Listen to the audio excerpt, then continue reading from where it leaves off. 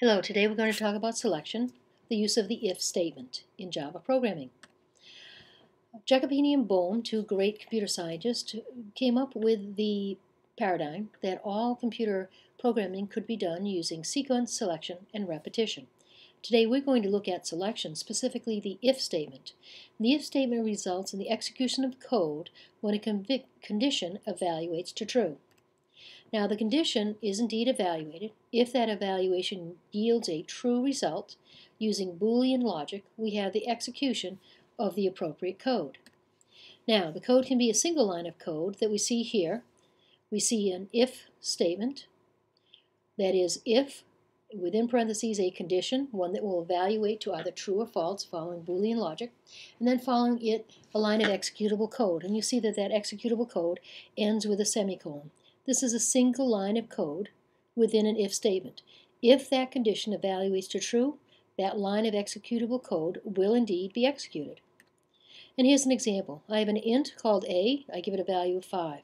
If a is indeed greater than 0, that's my condition, a greater than 0.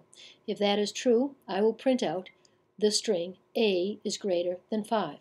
If a is not greater than 0, I will not print out anything. I would simply go to the next line of executable code.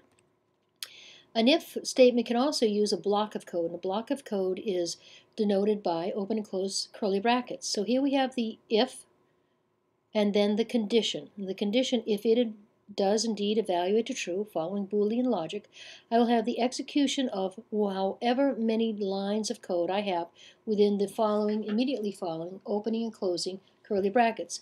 You'll note that each one of these lines of executable code does itself end in a semicolon. So with a block of code, I have open and close curly brackets denoting that block of code, that code to be executed if the condition evaluates to true. And here's an example. I have an int b, give it a value of 7. If b is less than 10, I'll go into this block of code.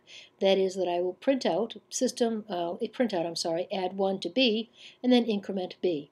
If b is not less than 10, I will not go into that block of code and merely go on to the next line of executable code. So here's some sequential if statements. I can put if statements together one after another, but each one stands on its own. The first sequential if statement is if condition. I have a single line of executable code in this example. My second sequential if statement has multiple lines of executable code, a block.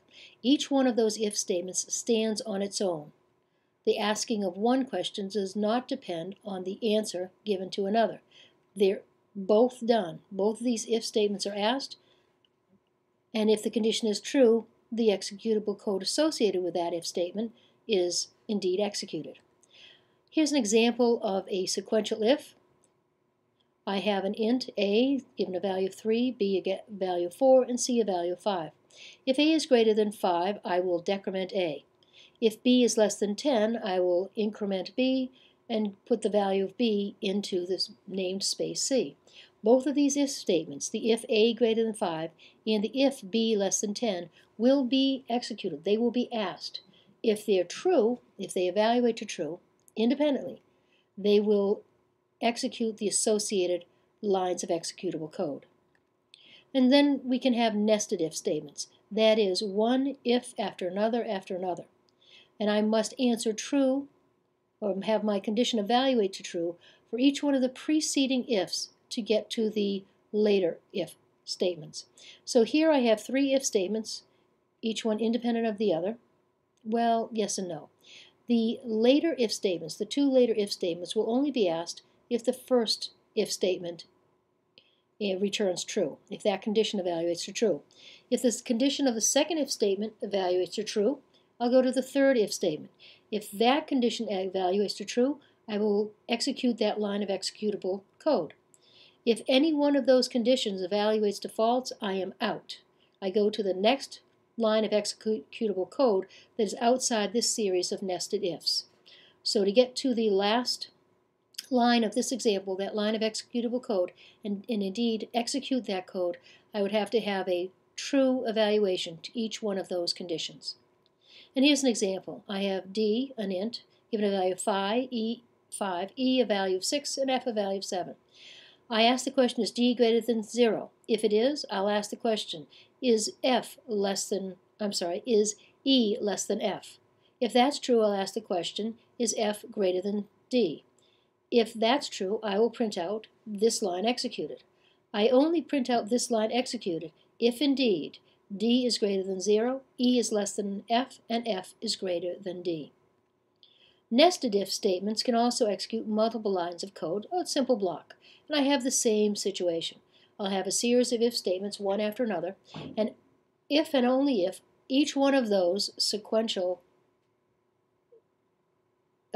those nested if statements evaluates to true, will I execute the code that is associated with the last if statement. And here's an example. I have an int r given a value 10, s20, and t30. If r is greater than 0, I'll ask the question, is r less than s? I'll then ask the question, if that's true, if s is less than t. If s is indeed less than t, I will print out all greater than 0, t is the highest value. So I will only print out that block of code, all greater than 0, t is higher than value, if and only if r is greater than 0, r is less than s, and s is less than t. So in conclusion, with an if statement, it's about selection. Right? I can have if statements that are sequential, one after another. Each one has to be, each one is just independent of the other. I can have if statements that are nested, each later if statement depending on the answer to the prior.